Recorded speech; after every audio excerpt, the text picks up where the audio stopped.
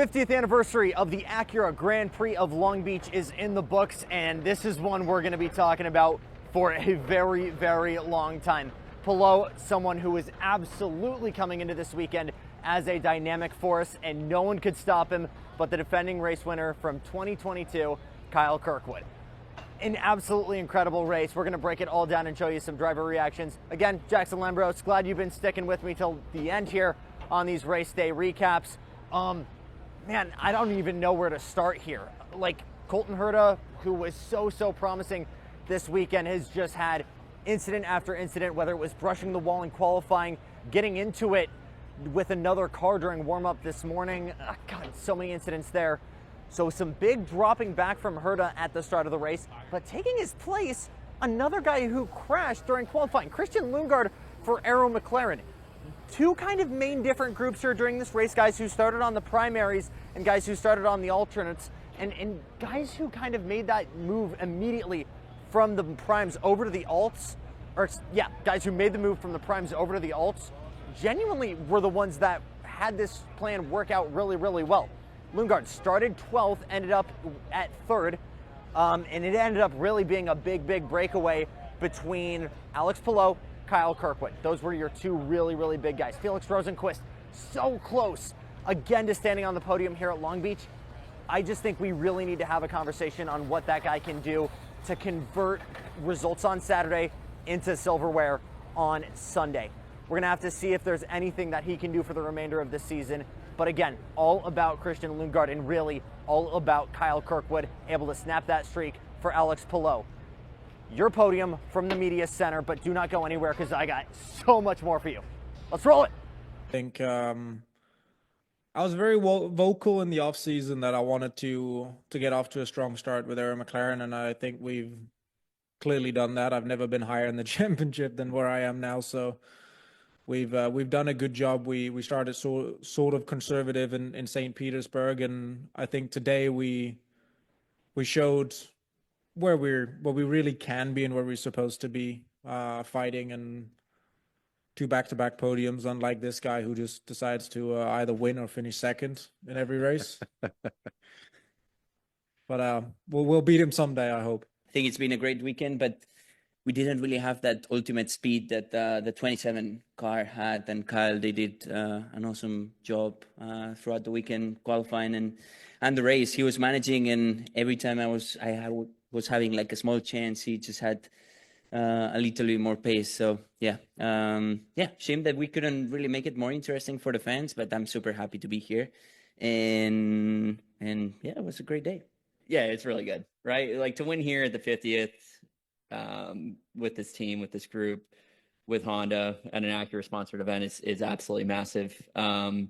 This was a flawless weekend for myself, for the team, for the crew, for everyone involved. And when you have flawless weekends like this, you tend to win. So this is a big step in the right direction. I know coming into this event, this was our time to turn things around. And fortunately, we were able to get it done. This is probably one of our top 3 circuits, I think, on the schedule. And it's important that we win those to have any chance of winning a championship. So this is a start, and hopefully this is a continuation of great things. So that's your podium, but the minute you look outside of the top 3, oh my God, we've got storylines. Team Penske, which I told you was scared they got to figure stuff out for qualifying, ended up being great, except for Joseph Newgarden, who had another terrible, horrible, no good, very bad Long Beach Grand Prix. If I had a nickel for every time a Penske had seatbelt issues in a really big race, I would have 2 nickels, which is not a lot, but it's weird that that's happened twice now. Scott McLaughlin, a great recovery drive from him in the Thirsty Threes, working themselves nearly into the podium spot, was looking racy all day long. Same for Will Power, which was really a big recovery drive. He was aggressive from the start, and it paid off massively. The big story right behind me, Juncos Hollinger Racing. Welcome to the top 10. Stingray robbed one of his best performances of his entire IndyCar career, playing the strategy game, doing the Dale Coyne method of doing weird things in the box, and it worked. Some of the guys at Prima tried it as well. I want to say it was Robbie Schwartzman, was just way further back. I don't quite remember if it was poor execution on that end. But gosh, so many other guys. Kiffin Simpson, who we talked to after qualifying, got himself into the top 10. A lot of movement around a very, very frustrated Alexander Rossi and David Malukas. I think it's really just because this race was green the entire time, which nobody expected, and that just had it all leaned on green flag strategy. Everybody had so many plans, so many backup plans, I should say, and they were running with the OG one, and that's kind of how things ended up being the way that they were. But your boy Jackson just did probably 3 laps up and down the pit lane after checker to get as many qualifying reactions, or as many post-race reactions, excuse me, from your drivers. I think we're in the double digits, but I don't know. There's gonna for sure be some names that you recognize. So buckle up, because we're gonna go driver to driver here for the next couple of minutes. Yeah, definitely a good day, top 5. No yellows again, so we really had to do a lot of passing on track and be quick and make good decisions and good strategies. So yeah, good day.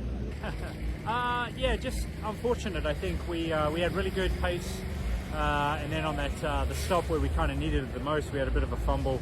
I think we lost a wheel nut actually, and that cost us about 3 seconds, which made us fall behind that pack.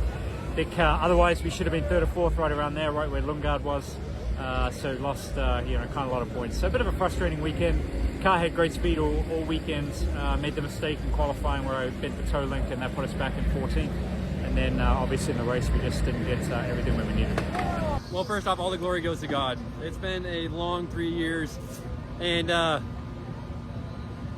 sorry, my faith is it's been challenged, but coming back to a team that I know, I've won a championship with these guys. Ricardo Juncos is a great leader. Dave O'Neill, my engineer Townsend, they put a great race car together today, and I knew that we had the pace after qualifying.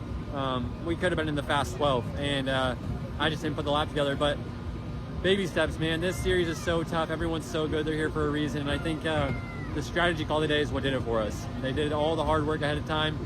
So huge shout out, Good Heart Animal Health Centers. You guys have been with us for 6 years now, and the work is finally paying off a little bit. More to come, I hope. Freedom Service Dogs, welcome aboard. This is going to be a fun journey this year. I know we're going to keep getting better, keep developing. And Team Chevy, great work, great horsepower. We didn't have to fuel save at all that race, not too bad at least. And it was a blast. I had a lot of fun. Yeah, it was a really solid race. We went for something very different on strategy, and most people didn't. I think we were the 3rd person starting on the primaries in the order, so it was good for us to be doing something different, especially because we knew we had the pace, and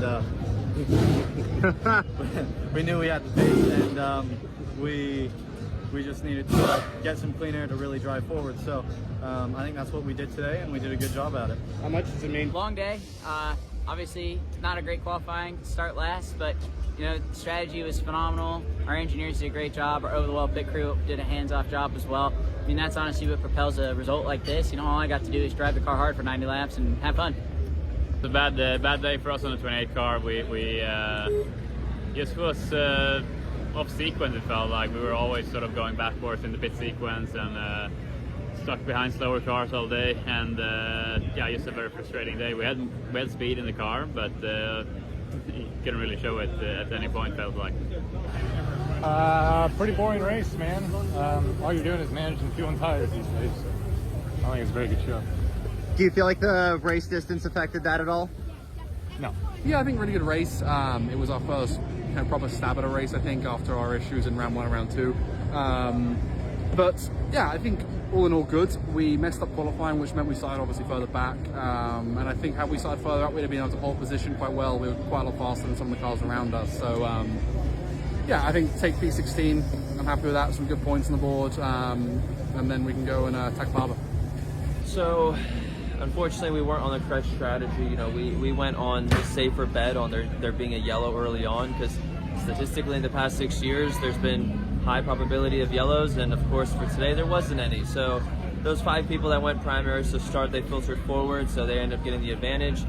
And other than that, we were losing a little bit of pace in pit lane. So I mean, if you were to filter everybody out on the same strategy, we would have finished P11 instead of P17, but we just weren't on the right strategy. So the day looks pretty rough from what it was. Obviously, we're missing a little bit of time in pit lane, but other than that, I mean, we pretty much followed everything by the book. It just wasn't our day on strategy. So overall, though, if you look at it from a weekend, you know, we're chipping away at the car on what I like. So we're heading in the right direction. Yeah, pretty surprised it's been green the whole way through. I think it's the first time in a long time, and 2 races in a row that's been green. But yeah, it was pretty slow progress for us. We had a lot of things to work through during the race and in and outside of the track. But yeah, it's okay. We just have to keep pushing and improving and see what we can get out of it. We talked, I think, 3 years ago now, and you said you've never had In-N-Out, and I need you to. I've had In-N-Out. I need your thoughts.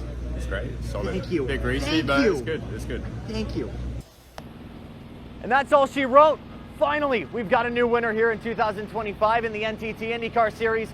Takes a 1-weekend break, then we're back in Sweet Home, Alabama for the Barber Grand Prix, which I'm so excited for. I unfortunately will not be there, but of course, for all things IndyCar, Formula E, Formula One, and motorsports, you can stick with Dive Bomb for podcasts, news articles, videos, and more. For Outlet Media, I'm Jackson Lambros. We love this scuff here. We'll see you next time.